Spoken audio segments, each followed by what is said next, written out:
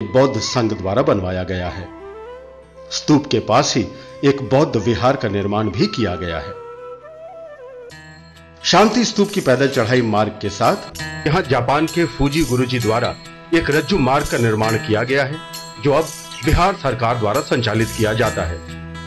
रज्जू मार्ग की यात्रा अत्यंत रोमांचक होती है।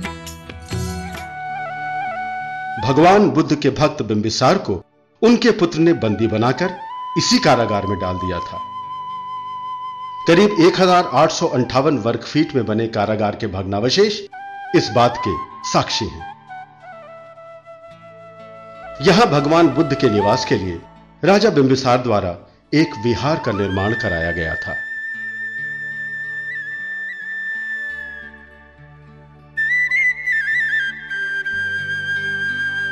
राजगीर में ही अवस्थित मनियार मठ बेलनाकार ईंटों की संरचना है।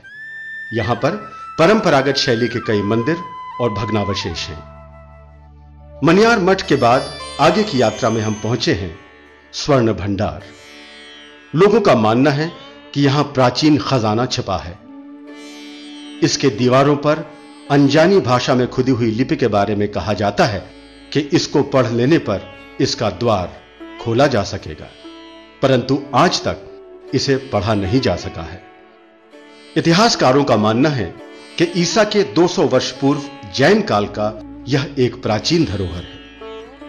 नानक कुंड के समीप के क्षेत्र में कभी गुरु नानक जी प्रवास किया करते थे।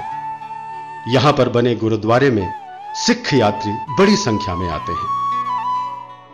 जैन धर्मावलंबियों के मुख्य आकर्षण के केंद्रों में एक है वीरायतन। चारों ओर सुंदर सजे उपवन और शांत पवित्र वातावरण यहां आने वाले हर पर्यटक को आंतरिक आनंद का अनुभव देते हैं। यही वह स्थान है जहां श्री अमर मुनि महाराज जी जैन गुरु का आश्रम था। राजगीर में चारों ओर अनेक स्मृति स्थल हैं, जैसे रथ मार्ग, जहां रथ के पहियों के निशान अंकित हैं। इस भूमि पर जगह जगह दुर्लभ लिपि अंकित है, जिसका अर्थ अस्पष्ट है। प्राचीन काल का राजगीर 40 से 48 किलोमीटर तक चारों ओर विशेष पत्थरों से बनी सुरक्षा दीवार से घिरा हुआ था। इस प्राचीन सुरक्षा प्राचीर के अवशेष हमें अपनी विशालता का एहसास कराते हैं।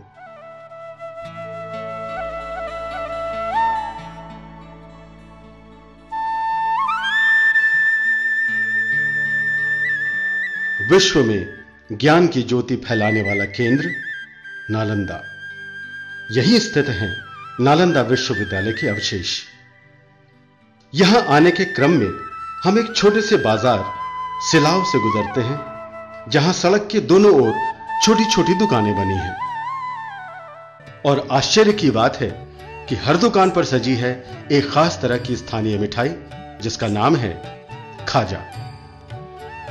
खाजा का शाब्दिक अर्थ खा जा, यानी खाने वाली चीज, और सचमुच इसे चखने पर लगता है कि यह तो है ही खाने वाली चीज, खाजा। नालंदा के भग्नावशेष आज भी हमारे गौरवशाली अतीत की याद दिलाते हैं, जब विश्व के अनेक देशों के विद्वान यहां ज्ञान प्राप्ति के लिए आते थे। 5वीं शताब्दी में स्थापित यह विश्वविद्यालय 12वीं शताब्दी तक ज्ञान विज्ञान के प्रचार प्रसार का कार्य करता रहा। यहां पर 10,000 विद्यार्थी तथा 1,000 आचार्यों की रहने तथा पठन पाठन की व्यवस्था थी। पूरा नालंदा विश्वविद्यालय लगभग 14 हेक्टेयर भूमि में फैला हुआ था। यहां पर बहुत बड़ी संख्या में बौद्ध चैत्यों और पूजन गृह के अवशेष दिखते हैं। यहां एक विशाल पुस्तकालय भी था, जिसकी समृद्धि के बारे में कहा जाता है कि जब बख्तियार खिलजी ने इसमें आग लगा दी तो यह 6 महीने तक जलता रहा। विश्वविद्यालय में विद्यार्थियों के रहने, खाने तथा नहाने की अति उत्तम व्यवस्था थी।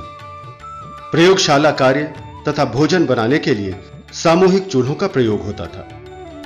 विद्यार्थियों को उनकी वरीयता के अनुसार कमरों का आवंटन किया जाता था। भगवान बुद्ध के शिष्य सारिपुत्र की जन्मस्थली भी नालंदा ही रही है। नालंदा विश्वविद्यालय में 637 ईस्वी में चीन के विद्वान युवक ह्वेनसांग ने प्रवेश किया। महान विद्वान 106 वर्षीय शीलभद्र उस समय नालंदा विश्वविद्यालय के कुलपति थे। यहीं ह्वेनसांग ने महायान दर्शन का संपूर्ण अध्ययन किया। ह्वेनसांग की याद में यहां चीन की सरकार के सहयोग से एक अत्यंत सुंदर मेमोरियल भवन का निर्माण किया गया है, जिसमें अनेक तरह के सामग्रियों का संग्रह किया गया है। वर्तमान बिहार सरकार द्वारा मुख्यमंत्री नीतीश कुमार के मार्गदर्शन में नालंदा के पुराने गौरव को प्राप्त करने का अति विशिष्ट कार्य शुरू किया गया है। इसी आलोक में नालंदा अंतर्राष्ट्रीय विश्वविद्यालय की स्थापना की गई है, जहां कई विद्वानों को साथ लिया गया है। इस विश्वविद्यालय को पूर्व राष्ट्रपति महामहिम डॉक्टर एपीजे अब्दुल कलाम ने भी अपने सहयोग का आश्वासन दिया है और वे अपने व्यस्त कार्यक्रमों के बीच समय निकालकर यहां आते हैं। नालंदा और राजगीर के बीच में स्थित है यह छोटा सा गांव कुंडलपुर। यहीं गुरुजी गौतम स्वामी जी का जन्म हुआ था। जैन धर्म को मानने वालों के लिए यह एक अत्यंत पावन स्थल है। यहां पर एक भव्य मंदिर का निर्माण किया गया है। यहां श्वेतांबर गुरु गौतम स्वामी जी के एक मनोहारी मूर्ति भी स्थापित है। कुंडलपुर गांव में और भी बहुत से जैन मंदिर हैं। भगवान महावीर की माता रानी त्रिशला के स्वप्न में आए 16 चित्र श्रृंखला का चित्रण भी यहां मनोहारी रूप में किया गया है। इस मंदिर में भगवान महावीर के पद चिन्ह हैं और उनकी मूर्ति स्थापित है। मंदिर के प्राचीन होने के प्रमाण भी मिलते हैं। भगवान महावीर ने अपने जीवन के पहले 22 वर्ष यहीं पर गुजारे। जैन धर्म के 24वें तीर्थंकर भगवान महावीर ने जहां निर्वाण प्राप्त किया था, वह पवित्र स्थल पावापुरी पटना